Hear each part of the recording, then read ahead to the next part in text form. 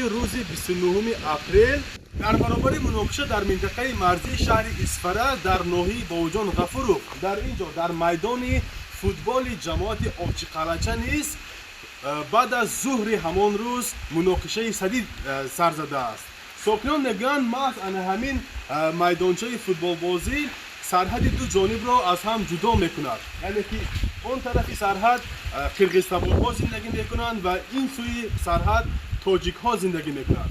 محض همینجا سالهای گذشته نیز بسیار مناقشه ها سر زده است که در نتیجه آن ساکنان دو طرف خسارات مالی و جانی هم دیدند. ولی این بار به گفته دو ساکن کلانسال محله بهار همین جماعت که شاهد حادثه بودند، مناقشه بین ساکنان صورت نگرفته بلکه استفاده سلاح‌های آتشفشان نظامیان را شنیدند.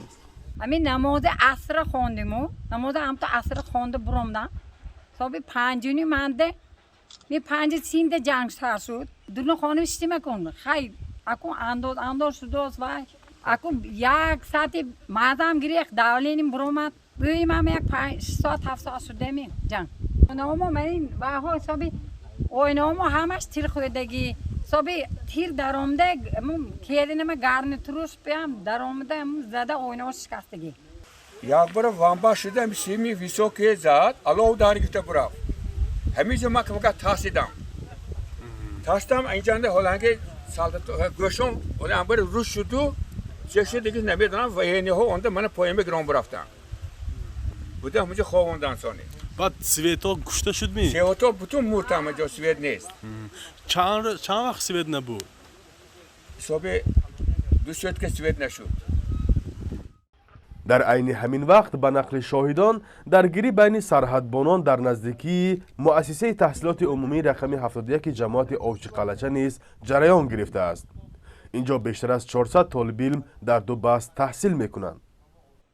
4 صنف‌های 6 و 7 در درس حالتش ما شنیدگی چیز تیرپرانی از طرف سرحدچیان جمهوری قرقیزستان آینه ها شکستن را سر کردگی که ما خودم اپراتیو نمید در آمده برآمده اوجه معلم هاشون آگاه کردم با آگاهی کرده توانستم و ما بین یک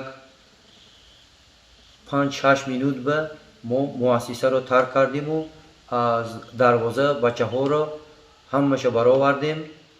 اینها فهمیده نفهمیده ما میدوان که راه رهانده اکون من غلطیدگیشون هست و غلطیدگیشون هم زخمی اکون اینقدر گنده نباشدن اکون همین خیلی حالت ها که گریان اکون ما مؤسسه را ترک کردگی. با گفته مدیر مکتب در این حادثه چند ساعته 37 تیریزه مکتب شکسته 5 در صنفخانه و دیوار و آویزه های دیواری نیز ضرر دیدند. در دالان و داخل صنفخانه ها آثار خون مشاهده می شود. مقامات میگویند از این جماعت 1 نفر فوت دیده و چند از سربازان و مردم ملکی زخم ها برداشتند. قبلا طرف قرقیزستان گفت در این منطقه بیشتر خانه، مکتب و دکان های تخریب شدند که به شهروندان قرقیزستان تعلق دارند.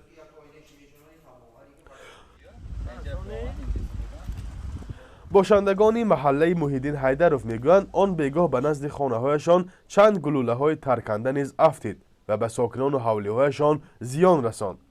به گفته آنها منزل افراد آسایشته عمدن هدف گرفته میشد.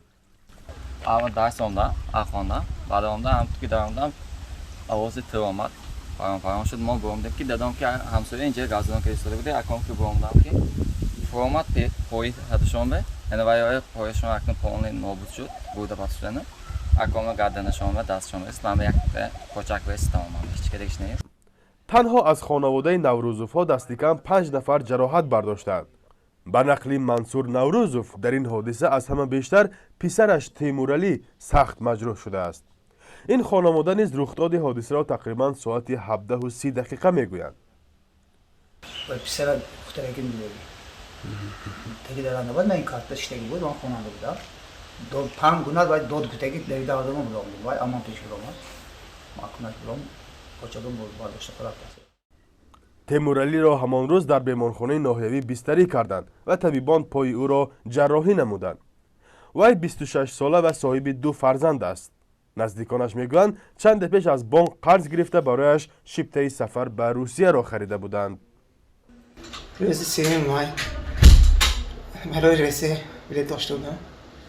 رفتم میخواستم رفته کار کرده بیام خانواده خرسند کنم، خانواده آباد کنم، حکام خانه دار کنم. بوده آرزوهام بود، اما نشد. منه همینجا خانه رفتیم. خدا شکر. زمانی که ما برای صحبت با این ساکن زخم برداشته منطقه مرزی رفته بودیم، نمایندگان مقامات ولایتی نیز به عیادتش آمدند و کمک مالی رسانیدند. ولی ما پایتامو باید فرمایش بکنیم ایسوم حکومت ما همون مخصوص پراتزی و این نقش زکات بکنیم. تو من میتونم که این آدم با همین گرد زانو کار میکنه ده تمام میگردی با همین چخیلای نهوزی نمیفهمی. فهمیدی؟ و از در بگاهی روز 29 اپریل در منطقه دیگری مرزی ناحیه باباجان غفوروف جماعت خستیورز نیز متشنج بوده است. در یک گوشه موضع سرحدی یگانه مکتب اینترنت در حدود ولایت برای کودکان امکاناتشان محدود جایگیر شده است. آموزگارانش میگویند آن روز شنیدن صدای تیر آنها را شاکی کرد، ولی برای حفاظت شاگردانشان زود دست به کار شدند. سنه 29 اپریل ساعتی 17:30 من صدای تیرپرانی شد در مکتب ما و ما تمام بچه های گفته 308 نفر خواننده های مکتب زرزمین بوده همون شب ماندیم جایگیر کردیم. خلق ما یاردم کردن ماشینه ها کتی بچه های مکتبی سرلاق به جا کردیم. بعد اون که امری من رئیس برآمد زرزمین برای بچه های ما جا شدگی تمام همش برای بچه ها تیار شدگی ما من حکومتی ناحیه حکومتی جماعت کتی همراه بچه های گفته زرزمین به من دو شب بچه های ما زرزمین به ایستادن تا اومدمی که من پدر و مادرها با خبر شدن و اومده فرزندانشون و خانوشون رو رفتن. تا قدری امکان ما برای صحت سلامتی بچه ها وای کردیم، جدی جهد کردیم که این بچه های آخه وای نکنن، از جهت روانی چه که گفتیم آسیب نبینن. حالا در این دبستان وضع به حالت مقرری برگشته است، ولی نه همه طالب علمان بعد حادثه به سرشان آمده به درس آمدند. شد بعدی اون که در همین کوچه های خستیورز نظامی ها رو دیدن فرزندهای ما خودشان رو گم کردن. از جانب ما هم که همراه بودیم بعد نظامی دیدن الکای بچه‌هایی که ما تیر نشوندیم ما شوندیم و بچه‌ها گفتیم ما الکای و ها من برای اسپکایت کردن داروی افته دادیم و های همه ما خودمون جمع کردیم که ما هایی مادر پدر اگر دور باشده ما هستیم. جماعت خستیورز و آوچقلچه ناحیه باباجان غفوروف با ناحیه لیلک قرقیزستان بیش از 40 کیلومتر مرز دارند. در رخداد حادثه اخیر هر دو کشور یکدیگر را به آغاز جنگ گناهکار میکنند. مقامات تاجیکستان میگویند در این رویدادها 19 کشته و 87 زخمی شدند. جانب قرقیزستان کشته شده های خود را 36 و زخمیانش را 189 نفر اعلام داشته است. دادستانی های کلی هر دو کشور برای پژوهش حادثه پرونده های جنایی گشاده‌اند. فرزان محمدی، رادیو آزادی، ناحیه باباجان غفوروف.